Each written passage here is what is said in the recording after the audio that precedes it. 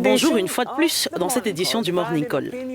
Avis partagé en Côte d'Ivoire sur la nouvelle commission électorale. Des organisations de la société civile continuent d'exprimer leur rejet de cet organe qu'elles considèrent non indépendante et pas du tout en mesure d'organiser les prochaines élections de 2020.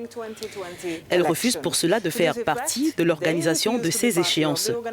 Le groupe de plaidoyer et d'action pour la transparence électorale qui comprend plusieurs ONG a annoncé mercredi dans une déclaration qu'il ne nommerait de délégué à la commission électorale indépendante que si le gouvernement rouvrait le processus de dialogue sur deux points clés. L'indépendance institutionnelle et financière de la commission et d'autre part la composition des commissions locales. Mais il n'y a pas que la société civile qui s'oppose à cet organe électoral de 17 membres. Les partis de l'opposition du pays partagent également cet avis. En effet, Elinette, presque tous les partis et plateformes de l'opposition dénoncent depuis quelques semaines le passage en force du pouvoir sur ce dossier de la réforme de la Constitution, de la commission électorale. La société civile, pour sa part, milite pour une commission électorale équilibrée qui équivaudrait à 15 représentants équitablement choisis. Abraham Denis Yoruba, le président du groupe d'action et de plaidoyer pour la transparence électorale en Côte d'Ivoire, nous rejoint à présent pour en parler. Abraham, c'est bon de vous avoir avec nous. Alors, pouvez-vous nous expliquer pourquoi vous, la société civile, ne voulez pas être partie prenante de la nouvelle commission électorale?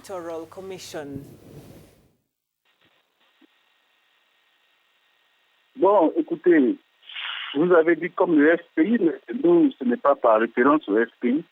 Nous sommes une organisation de la société civile et nous avons travaillé à la réforme de cette commission.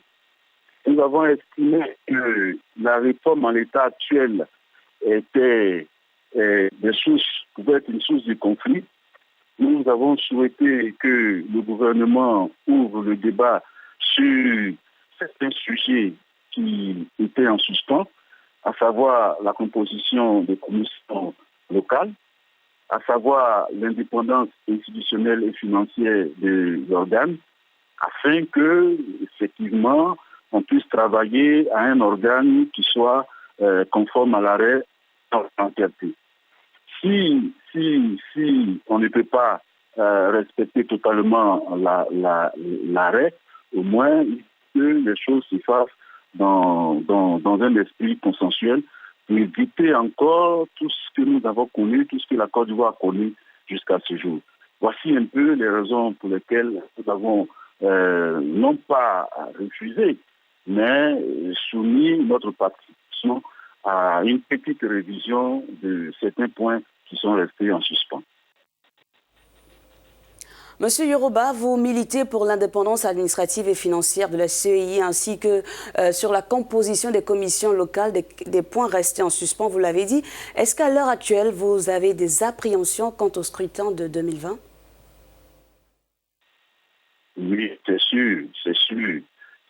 Quand on voit les tensions qui s'y font déjà tout, on ne peut pas ne pas avoir des appréhensions. Vous savez que nous sommes les contemporains de notre histoire, depuis 1999 jusqu'à ce jour, disons même depuis 1990, depuis le retour multipartisme, nous n'avons pas connu d'élection apaisée en Côte d'Ivoire pratiquement.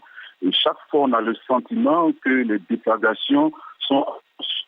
Donc, pour nous, l'arrêt de la Cour est une occasion, est une opportunité que la Cour africaine des droits de l'homme donne à notre pays, donne à la Côte d'Ivoire, de s'asseoir et de construire un ordre qui soit au-dessus de toute suspicion. Donc, notre position, pas une défiance vis-à-vis du gouvernement, mais une position vraiment d'équilibré qui, à mon sens et à notre sens, peut aider à apaiser les climats et à mettre fin une bonne fois pour toutes aux violences électorales. Vous avez également énoncé certaines conditions avant de participer à ce processus, mais à ce stade, feriez-vous des compromis sur certains points? Oui, bien sûr, notre souhait n'est pas d'être hors, notre souhait c'est d'être dedans. Nous voulons participer à ce processus. Nous avons commencé à participer à ce processus jusqu'à maintenant. nous avons fait des propositions que nous avons estimées tout à fait conformes à l'arrêt. Même si la totalité de ces propositions n'ont pas été adoptées par le gouvernement, il y a des éléments qui, à notre sens, sont primordiaux, à savoir revisiter la composition des commissions locales. Voyez-vous, le 16 octobre passé, nous avons fait des élections en Côte d'Ivoire où les commissions locales ont été indexées.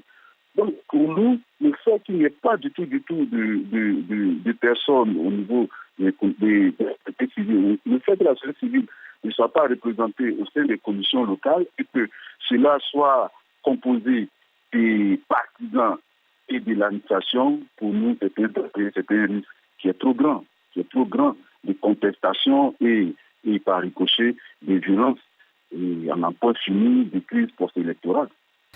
Voyez-vous, c'est ça.